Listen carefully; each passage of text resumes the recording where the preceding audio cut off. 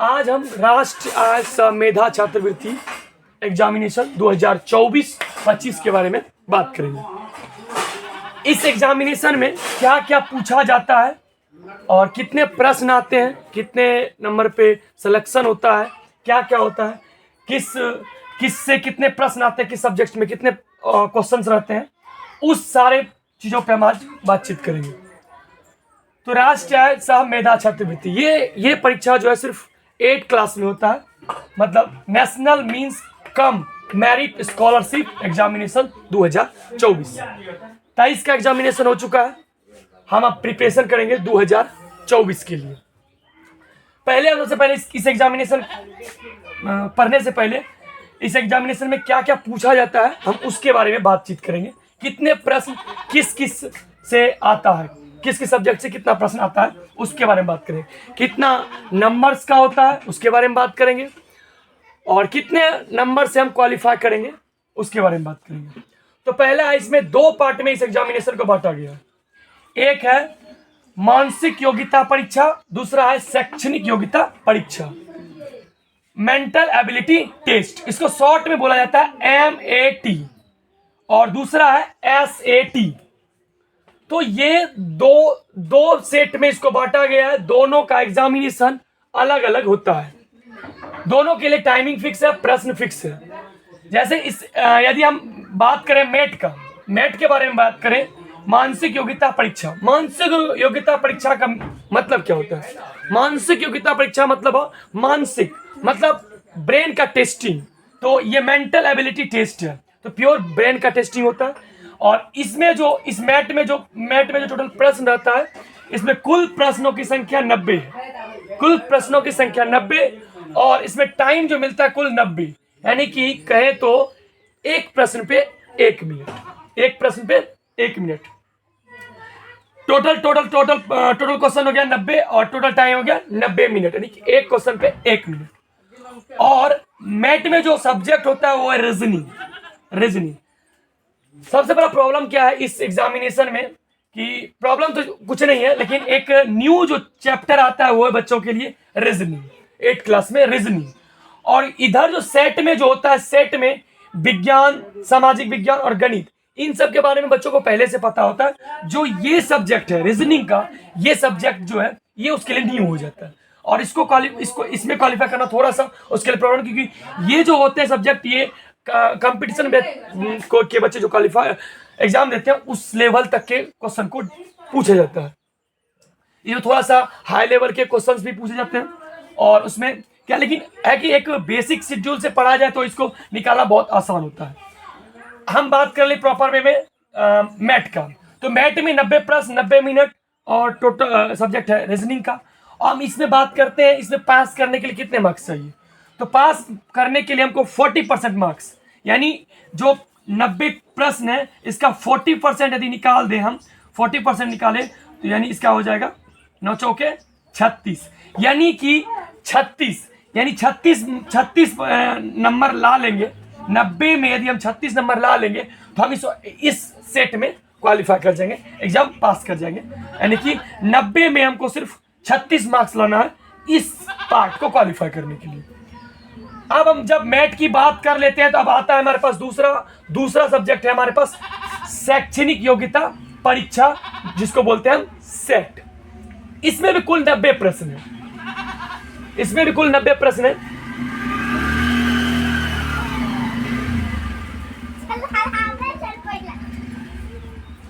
समय भी 90 मिनट, और इसमें सब्जेक्ट को 3 पार्टों में बांट दिया गया है। सब्जेक्ट में 3 पार्टों में बांट दिया है।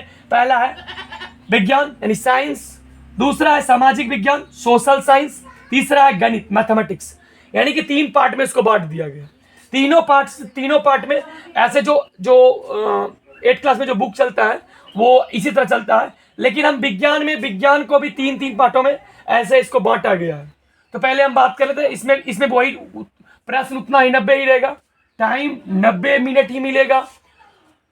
अब जो पहला सब्जेक्ट है इसमें आता है विज्ञान जो है साइंस को 3 पार्टों, तीनों पार्ट जो होते हैं इसको अलग अलग पढ़ना होता है। लेकिन हमारा जो बुक चलता है बिहार में वो जनरली साइंस का एक ही बुक चलता है। तो हमको लेकिन तीनों इंडिविजुअली बुक को अलग अलग उसको पढ़ना होता है। तो उसमें पहला आता है भौतिकी, दूसरा है रसायन, तीसरा है जीव विज्ञान यानी कि फिजिक्स, केमिस्ट्री, बायोलॉजी। और इन विज्ञान में ये तीनों को मिला के टोटल प्रश्न 35 रहता है। जबकि हम इसमें इस सेट में बात किए थे मैथ में, तो मैथ में अकेले ही मिलके 90 प्रश्न है, अकेले ही 90 प्रश्न है।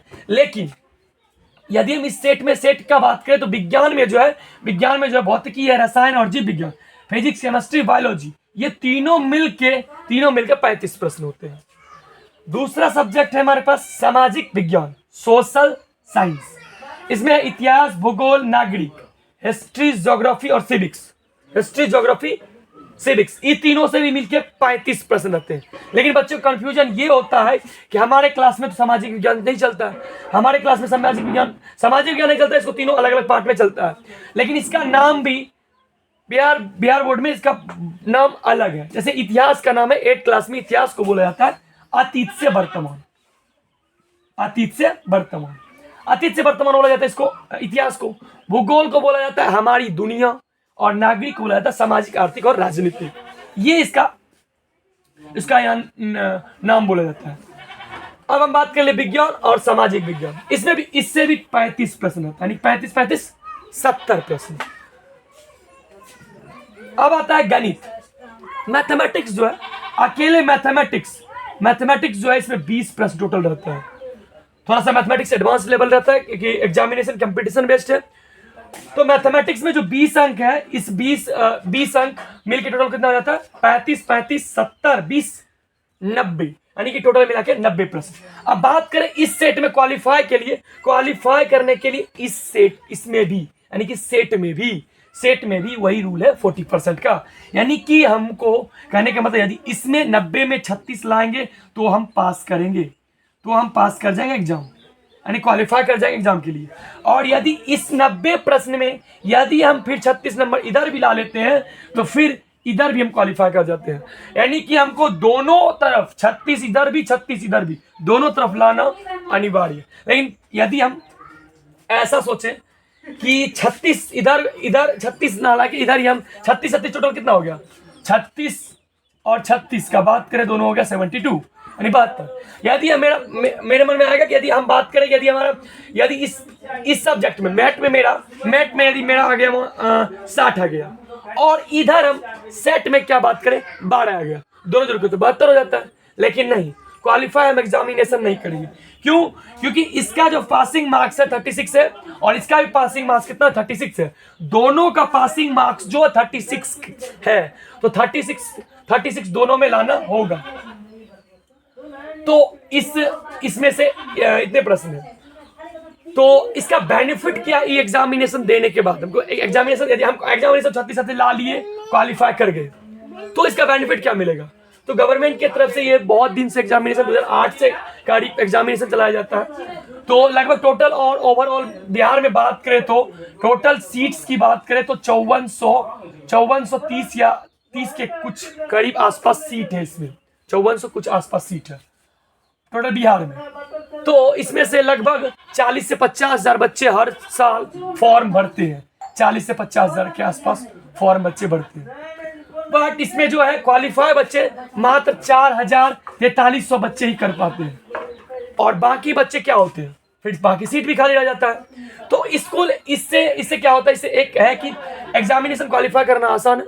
यदि हम 36 भी लाते हैं तो एग्जाम क्वालिफाई कर जाएंगे। क्यों? क्योंकि सीट से कम बच्चे ही पास करते हैं। तो ये नहीं कि टफ है एग्जामिनेशन निकालना। हाँ, अब क्या हुआ कि इसमें जो इतने बच्चे फॉर्म भरते हैं, इतना सीट से भी आ रहा है।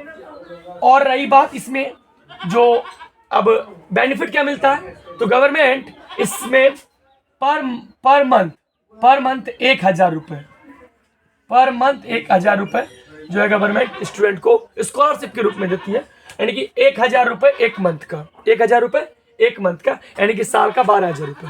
ये टोटल 4 वर्ष तक मिलता है, 4 वर्ष तक मिलता है। यानी कि मल्टीप्लाई करें तो यानी कि एक साल का हो गया 12000 और मल्टीप्लाई 4, यानी कि बच्चों के 48000 रुपए टोटल गवर्नमेंट इसको बच्चे को पढ़ने के लिए स्कॉलरशिप के रूप में देती है। तो इस एग्जाम करना सिर्फ इतना ही है कि इसमें एक चीज और है कि इसमें विज्ञान और सामाजिक विज्ञान और गणित, तो इसमें से हिंदी और संस्कृत और इंग्लिश, ये 3 सब्जेक्ट को नहीं लिया जाता है। ये 3 सब्जेक्ट को हटा दिया गया है इस एग्जामिनेशन में, 3 सब्जेक्ट को नहीं रखा गया। बाकी जो है इतने सब्जेक्ट से एग्जामिनेशन में आते हैं, और ये नहीं कि एग्जामिनेशन हार्ड होता है, ईजी होता है। और अभी तो हम सिलेबस का बात किए, नेक्स्ट जब हम बात करेंगे तो हम नेक्स्ट वीडियो में जब बात करेंगे तो उसमें हम कुछ टॉपिक्स को लेके बात करेंगे, और आगे हम कुछ जो है हम किसी टॉपिक पे वीडियो बनाएंगे जिसमें कि हम इसके सिलेबस के साथ कुछ टॉपिक पे पढ़ाएंगे भी, जिसमें रीजनिंग होगा और विज्ञान और सामाजिक विज्ञान और गणित। जितना बन पड़ेगा हम उस पर यूट्यूब पे इसको हम अपलोड करते जाएंगे वीडियो।